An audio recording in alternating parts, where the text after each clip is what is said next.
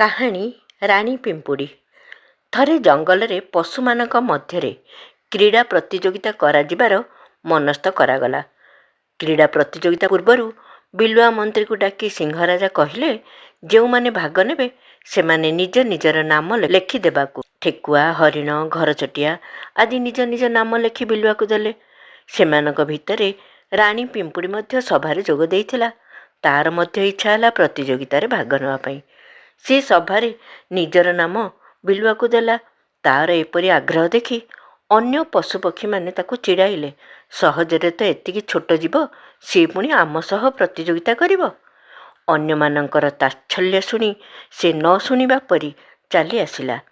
ଘରକୁ ଆସି ସମସ୍ତଙ୍କ ସହ ମିଶି ଯୋଜନା କଲା।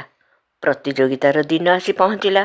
ହରିଣ, ମୂଷା, ଠେକୁଆ, ଘରଚଟିଆ, ମାଙ୍କଡ଼ ଆଦି ଅନେକ ଚମତ୍କାର ଖେଳ ପ୍ରଦର୍ଶନ କଲେ। ଶେଷରେ ରାଣୀ ପିମ୍ପୁଡ଼ିର ପାଳି ଆସିଲା। ଯୋଜନା ମୁତାବକ ଗୋଟିଏ ବଡ଼ ବେଲୁନ୍ ଅଣାଗଲା।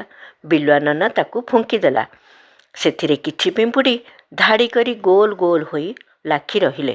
ବେଲୁନ୍ର ଶେଷ ଅଂଶରେ ଧାଡ଼ି ହୋଇ କଳା ପିମ୍ପୁଡ଼ି ପରସ୍ପର ଛନ୍ଦାଛନ୍ଦି ହୋଇ ଓହଳି ରହିଲେ।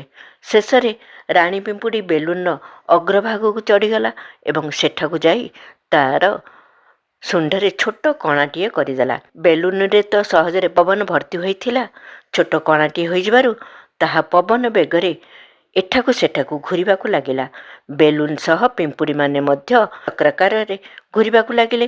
ସେହି ଦୃଶ୍ୟ ପ୍ରକୃତରେ ବହୁତ ସୁନ୍ଦର ଥିଲା। ଏହାକୁ ସମସ୍ତେ ଦେଖି ଆଶ୍ଚର୍ଯ୍ୟ ହୋଇଗଲେ ଏବଂ ପ୍ରଶଂସା ନ କରି ରହିପାରିଲେ ନାହିଁ। ଯାହାକୁ ଛୋଟ ଜୀବ ବୋଲି ସେ ଭାବି ଥଟ୍ଟା କରୁଥିଲେ, ସିଏ ହିଁ କ୍ରୀଡ଼ା ପ୍ରତିଯୋଗିତାର ପ୍ରଥମ ହୋଇପାରିଲା। ଏହିପରି ଭାବେ ପିମ୍ପୁଡ଼ି ଛୋଟ ଜୀବଟିଏ ହୋଇ ମଧ୍ୟ ବୁଦ୍ଧିବଳରେ ସମସ୍ତଙ୍କଠାରୁ ଆଗରେ ରହିପାରିଲା। ଧନ୍ୟବାଦ।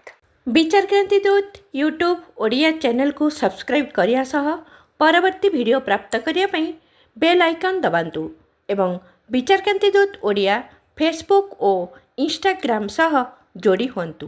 ଧନ୍ୟବାଦ।